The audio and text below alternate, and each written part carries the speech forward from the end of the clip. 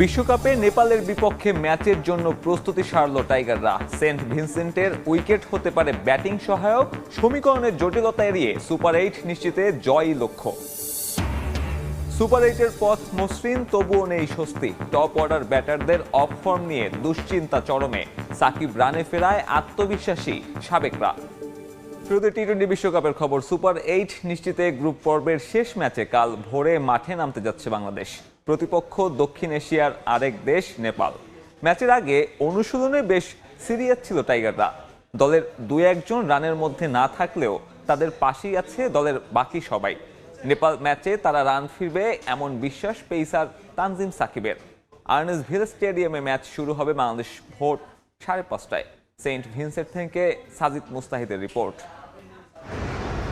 আর্নেস্টভিল স্টেডিয়ামে তখনও আগের রাতের রুদ্ধশ্বাস ম্যাচের রেস্ট কাটেনি। সকাল সকাল মাঠে হাজির বাংলাদেশ ক্রিকেট দল। নেপালের বিপক্ষে ম্যাচটা ফ্লাড লাইটে হলেও টাইগারদের অনুশীলন সেশন কেন সকালে, সে নিয়ে প্রশ্ন থাকতেই পারে। ম্যাচের আগের দিন অনুশীলনে ছিলেন না সাকিব, মাহমুদুল্লাহ, তাসকিন ও লিটন। গেল ম্যাচে 7 বলে 14 রানের ক্যামিও খেলা জাকের আলী অনেককে নিয়ে বেশ কিছুটা সময় কথা বললেন হেড কোচ হাথুরু সিংহে। নেপালের বিপক্ষে ম্যাচে তার কাছে কি চাওয়া সেটাই হয়তো বলে দিয়েছেন কোচ।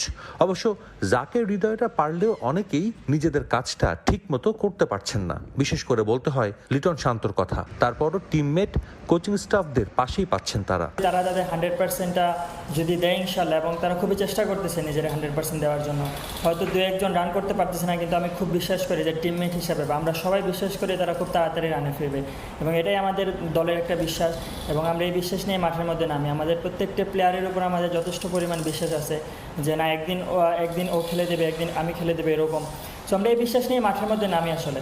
নেপালকে নিয়ে হয়তো দুদিন আগেও খুব বেশি চিন্তার কিছু ছিল না, কিন্তু দক্ষিণ আফ্রিকার বিপক্ষে ম্যাচের পর বড়সড় পরিবর্তন এসেছে সেই ধারণায়। অনুশীলনে বাংলাদেশের সিরিয়াসনেস থেকেই যা স্পষ্ট ছিল। আমরা প্রত্যেকটা টিমকেই একইভাবে নেওয়ার চেষ্টা করি।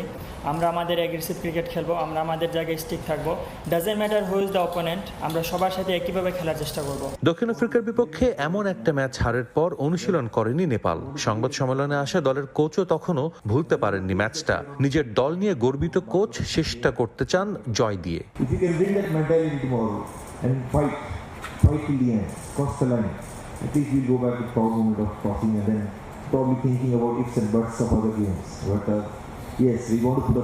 টি-20-তে দু দলের একবারই দেখা হয়েছে, সেটাও 10 বছর আগে চট্টগ্রামে। বাংলাদেশ সুপার 8-এ এক পা দিয়েই রেখেছে, তারপরও রয়ে গেছে কিছু যদি কিন্তু। তবে নেপালের বিপক্ষে পূর্ণ পয়েন্ট পেলে কোনো সমীকরণের মারপ্যাচ ছাড়াই টাইগাররা পা রাখবে সুপার 8-এ। তাকিয়ে থাকতে হবে না শ্রীলঙ্কা নেদারল্যান্ডস ম্যাচের দিকেও। শান্তরাও নিশ্চয়ই সেই লক্ষ্য নিয়ে মাঠে নামবে নেপালের বিপক্ষে। আর্নেস্টভিল স্টেডিয়ামে বাংলাদেশ নেপাল ম্যাচের জন্য প্রস্তুত করা হয়েছে নতুন উইকেট। আপাত দৃষ্টিতে দেখে মনে হচ্ছে যেখানে সুবিধা পাবেন ব্যাটাররা।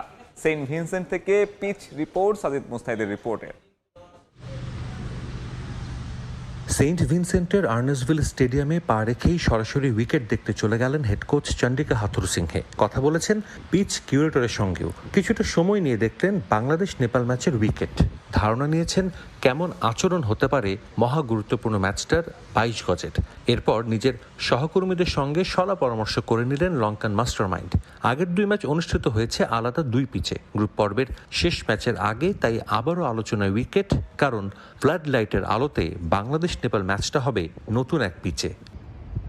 প্রোটিয়া নেপাল ম্যাচে স্পষ্ট আধিপত্য ছিল স্পিনারদের। 14 উইকেটের 13টাই নেন স্পিনাররা। অবশ্য বিশ্বকাপে এখন পর্যন্ত বোলিংটাই বাংলাদেশকে স্বপ্ন দেখাচ্ছে। প্রতিটি ম্যাচেই বোলারদের পারফরমেন্স ছিল প্রশংসা পাবার মতো। অন্য দলের সঙ্গে ব্যবধানটাও গড়ে দিয়েছেন তারাই। পেসারদের পাশাপাশি ঋষাদের লেগ স্পিন যোগ করেছে ভেরিয়েশন। বিশ্বকাপে 3 ম্যাচে 12.5 গড়ে যিনি এখন পর্যন্ত নিয়েছেন 7 উইকেট। বিশ্বকাপে এখন পর্যন্ত অধিকাংশ ম্যাচই হয়েছে লো স্কোরিং, যা নিয়ে বেশ সমালোচিত আইসিসি। আর্নেস্টভিলে এই জন্যই হয়তো বাংলাদেশ নেপাল ম্যাচে ভিন্ন উইকেট ব্যবহার করতে যাচ্ছে আয়োজকরা। আগের ম্যাচের তুলনায় যেখানে কিছুটা হলেও রানের দেখা পাওয়া যাবে, অন্তত তানজিম সাকিবের কথায় তারই আভাস। যদি সেম উইকেটে খেলা হয়তো আমরা হয়তো বলতে পারতাম যে ব্যাটল স্পিন, কিন্তু আমরা খেলতেছি টোটালি ডিফারেন্ট একটা উইকেট, ফ্রেশ একটা উইকেট। উইকেটের মধ্যে কিছু ঘাস আছে এবং একটু শক্ত মনে হলো। সো আনটিল ফার্স্ট বল আসলে কিছু বলা যাচ্ছে না। ওয়েস্ট ইন্ডিজ হোক কিংবা যুক্তরাষ্ট্র, চলতি বিশ্বকাপে উইকেট যেন বড় এক ধাঁধার নাম। এই আর্নাসভিল স্টেডিয়ামেও যে দুটো ম্যাচ অনুষ্ঠিত হয়েছে দুটোতেই উইকেট আচরণ করেছে ভিন্নভাবে। বাংলাদেশ নেপাল ম্যাচটাও অনুষ্ঠিত হবে নতুন একটা উইকেটে এবং খেলাটা হবে রাতের আলোতে, যার কারণে নেপালের বিপক্ষে একাদশ সাজাতে কিছুটা কৌশলী হতেই হবে বাংলাদেশ টিম ম্যানেজমেন্টকে। এদিকে সাবেক অধিনায়ক খালেদ মাসুদ পাইলটের মতে সুপার 8-এ বাংলাদেশকে ভালো করতে হলে প্রয়োজন সাকিবের পূর্ণ রিদম, সঙ্গে টপ অর্ডারের রানে ফেরাটাও গুরুত্বপূর্ণ হাতুড়ু বাহিনীর জন্য।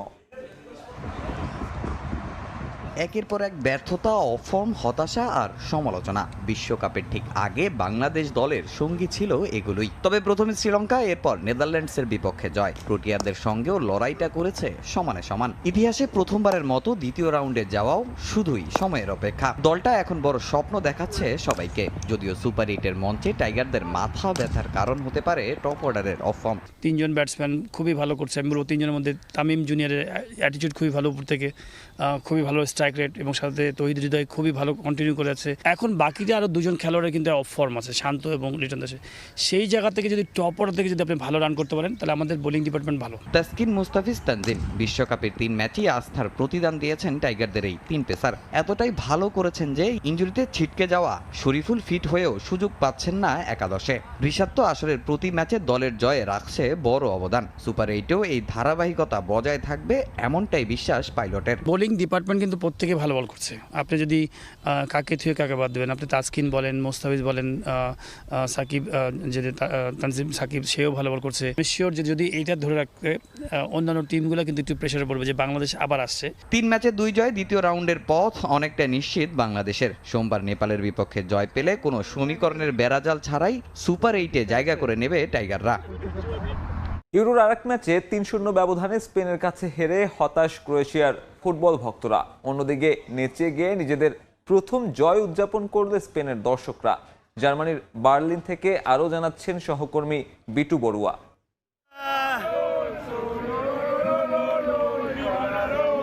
জার্মানির অলিম্পিক স্টেডিয়ামে বি গ্রুপের খেলায় আজকে ক্রোয়েশিয়া বনাম স্পেনের খেলাটি যারা দেখেছেন তারা নিশ্চয়ই বুঝতে পেরেছেন শিরোপার দৌড়ে স্পেন কতটা চমৎকারভাবে এগিয়ে যাচ্ছে।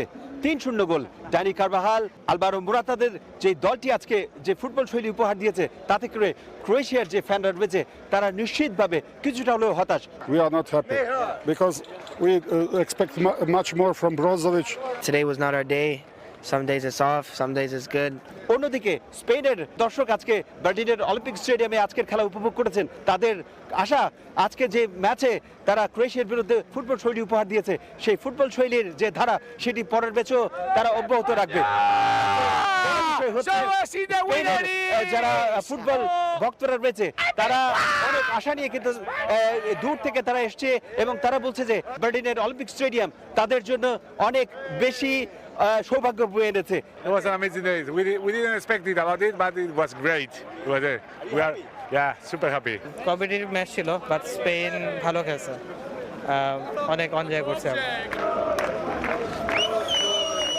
আমার পেছনে দেখতে পাচ্ছেন স্পেনের যারা ফুটবল ভক্তরা রয়েছে তারা নেচে গিয়ে আজকে এই জার্মানির বার্লিনের ফুটবল অলিম্পিক স্টেডিয়াম ত্যাগ করছেন। তাদের আশা পরবর্তী ম্যাচও তাদের এই ধারা অব্যাহত থাকবে। ঈদের দিন সকালে নেপালের বিপক্ষে মাঠে নামবে বাংলাদেশ। সুপার 8 নিশ্চিত হয়ে গেছে টাইগারদের, কারণ সাউথ আফ্রিকার বিপক্ষে ম্যাচটি হেরে গেছে নেপাল। দর্শক, সুপার 8-এ বাংলাদেশের প্রতিপক্ষ থাকবে ইন্ডিয়া, অস্ট্রেলিয়া, আফগানিস্তান। দর্শক, টিকেটের সকল খবর পেতে আমাদের চ্যানেলটি সাবস্ক্রাইব করে রাখুন।